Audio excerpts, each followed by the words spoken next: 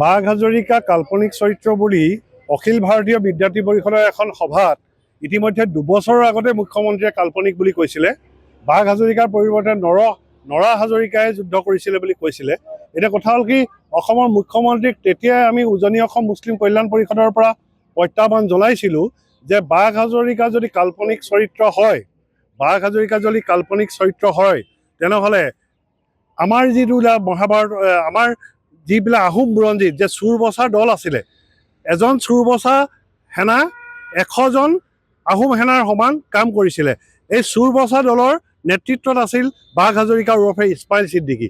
আৰু Annals and বাদশ্বাহত নামৰ যিটো বুৰঞ্জী আছে, স্বৰ্গদেউ ৰুদ্ৰসিংহ বুলি তথ্যনিষ্ঠ আৰু বস্তুনিষ্ঠ বুৰঞ্জীবিদ সূৰ্য কুমাৰ ভূঞাই উল্লেখ কৰিছে যে বাঘ হাজৰিকা আছিল, বাঘধৰা পুখুৰী আছে শিৱসাগৰৰ কাষত, আৰু বাঘ হাজৰিকা আছিল গড়গাঁৱত আছিল আৰু ইয়াৰ পৰা যুদ্ধ কৰিবলৈ গৈছিল।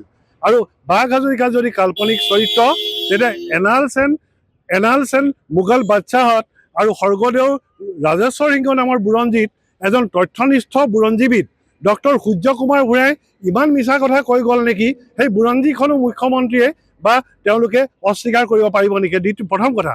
দ্বিতীয় কথা, অসমৰ মুছলমানে কেতিয়াও বাঘ হাজৰিকা বা আজান ফকীৰৰ দৰে কাল্পনিক চৰিত্ৰলৈ চিন্তা নকৰে। আজান ফকীৰ পাছত আহিছিল পাৰস্যৰ পৰা, বাগদাদৰ পৰা আহিছিল। তেনেকৈ অসমত প্ৰব্ৰজনৰ ইতিহাস আছে। টাই আহোমকে আদি কৰি স্বৰ্গদেউ চাওলুং চুকাফাও তেওঁলোকে মৌমাহৰ পৰা আহিছিলে। অসমত প্ৰব্ৰজনৰ ইতিহাস আছে। তেনেহ'লে চাওলুং চুকাফাক অসমৰ পিতৃপুৰুষ বুলি কোৱা হয়। তেনেহ'লে আজান ফকীৰে যি বৰগীত জিকিৰ ৰচনা কৰি অসমীয়া ভাষা সাহিত্যলৈ অভূতপূৰ্ব অৱদান আগবঢ়াই গ'ল, সেই অভূতপূৰ্ব জিকিৰ আৰু জাৰিক অসমীয়া সমাজে আজি অস্বীকাৰ কৰিব পাৰিব নেকি? মুখ্যমন্ত্ৰীক পোনপটীয়া প্ৰশ্ন।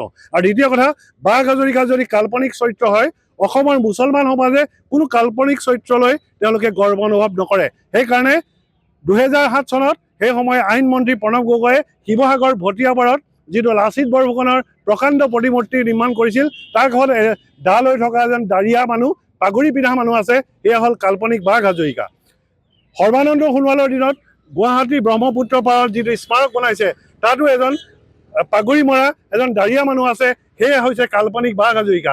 মুখ্যমন্ত্ৰীক অনুৰোধ জনাইছোঁ যে অসমীয়া মুছলমানে কাল্পনিক বাঘ হাজৰিকা চৰিত্ৰ সঁচাকৈ যদি নাই, এখন তদন্ত কমিটি, অনুসন্ধান কমিটি, উচ্চ স্তৰৰ কমিটি গঠন কৰক, যাতে বাঘ হাজৰিকা নাই যদি বাঘ হাজৰিকাৰ 2টা প্ৰতিমূৰ্তি, গুৱাহাটী আৰু শিৱসাগৰ ভটিয়াপাৰত 2টা বাঘ হাজৰিকাৰ কাল্পনিক প্ৰতিমূৰ্তি তেওঁলোকে কুঠাৰ মাৰি বা বুলডেজাৰ চলাই ভাঙি পেলাবলৈ অসমৰ মুখ্যমন্ত্ৰীক আমি অনুৰোধ জনাইছোঁ। আৰু এটা কথা কৈছোঁ, মুখ্যমন্ত্ৰী ডাঙৰীয়া, আপোনালোকে কৈছে নহয় মহাৰাজ পিঠু বুলি কৈছে নহয়, তেওঁলোকে কৈছে নহয় বখতিয়াৰ খিলিজীক পৰাস্ত কৰি পঠিয়াইছিলে।